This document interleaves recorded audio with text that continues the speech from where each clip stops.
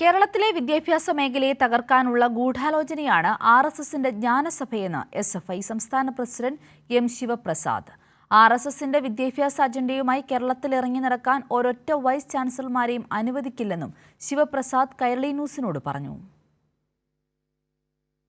Kochi Amrita medical കോളേജിൽ 2 ദിവസങ്ങളായി നടക്കുന്ന RSSന്റെ ജ്ഞാനസഭയിൽ കേരളത്തിലെ 4 വൈസ് ചാൻസലർമാർ പങ്കെടുക്കുമെന്ന് ഭാരവാഹികൾ അറിയിച്ചിരുന്നു.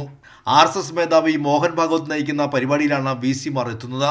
കേരളത്തിലെ വിദ്യാഭ്യാസ മേഖലയെ തകർക്കാനുള്ള ഗൂഢാലോചനയാണ് ജ്ഞാനസഭയെന്ന് SFI സംസ്ഥാന പ്രസിഡന്റ് M. ശിവപ്രസാദ് പറഞ്ഞു. ഇപ്പോൾ വിദ്യാഭ്യാസ മേഖലയിലെ പുരോഗതിയാണ് RSS ലക്ഷ്യം വെക്കുന്നതെങ്കിൽ അവർ ചർച്ച ചെയ്യേണ്ടത് ഈ രാജ്യത്ത് ലക്ഷക്കണക്കിനായി വരുന്ന വിദ്യാർത്ഥികൾ വിദ്യാഭ്യാസ മേഖലയിൽ സ്കൂളിൽ പഠിക്കാൻ കഴിയാതെ പുറത്തു നിൽക്കുകയാണ്. 11 വർഷക്കാലത്തെ ഭരണം കൊണ്ട് RSS വിദ്യാഭ്യാസ മേഖലയിൽ പുരോഗതിയാണ് ലക്ഷ്യം വെക്കുന്നതെങ്കിൽ അവർ ആദ്യം ചെയ്യുന്നത് ഈ പുറത്തു നിൽക്കുന്ന ലക്ഷക്കണക്കിന് വരുന്ന കുഞ്ഞുങ്ങളെ സ്കൂളിനകത്ത് കൊണ്ടിരുത്തലാണ്.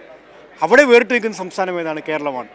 ഒരു കുട്ടി 5 വയസ്സ് പൂർത്തിയായാൽ 1-ാം ക്ലാസ്സിലേക്ക് വരുന്നതും ഡ്രോപ്പ് ഔട്ട് ഇല്ലാതെ 10-ാം ക്ലാസ് വരെ പഠിക്കുന്നതും 10-ാം ക്ലാസ് കഴിഞ്ഞാൽ നിർബന്ധമായും +1 പോയി ഹയർ സെക്കൻഡറി വിദ്യാഭ്യാസം പൂർത്തിയാക്കി പ്രൊഫഷണൽ വിദ്യാഭ്യാസത്തിലേക്കോ അല്ലെങ്കിൽ ഡിഗ്രി വിദ്യാഭ്യാസത്തിലേക്കോ പോകുന്ന സംസ്ഥാനം കേരളമാണ്. ആ കേരളത്തിൽ എന്ത് മാറ്റമാണ് അവർ കൊണ്ടുവരാൻ ശ്രമിക്കുന്നത്?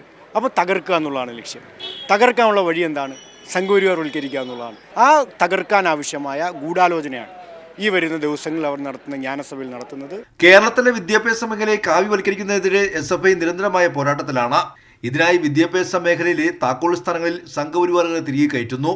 RSSന്റെ വിദ്യാഭ്യാസ അജണ്ടയുമായി കേരളത്തിൽ ഇറങ്ങി നടക്കാൻ വൈസ് ചാൻസലർമാരെ അനുവദിക്കില്ലെന്നും ശിവപ്രസാദ് കൈരളി ന്യൂസിനോട് പറഞ്ഞു. കേരളത്തിലെ പ്രധാനപ്പെട്ട 5 യൂണിവേഴ്സിറ്റികളെ നിയന്ത്രിക്കാൻ ഉത്തരവാദിത്തമുള്ള 5 വൈസ് ചാൻസലർമാർ പങ്കെടുക്കാൻ വേണ്ടി പോവുകയാണ്. അവരെന്താണ് അവിടെ ചർച്ച ചെയ്യാൻ പോകുന്നത്? അവിടെ അവർ ചർച്ച ചെയ്യാൻ പോകുന്നത് ഒരു കാരണവശാലും കേരളത്തിലെ വിദ്യാഭ്യാസ മേഖലയിലെ പുരോഗതിയാവില്ലല്ലോ.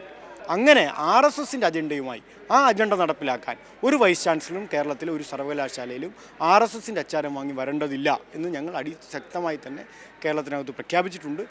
കൈരളി ന്യൂസ്, ദില്ലി.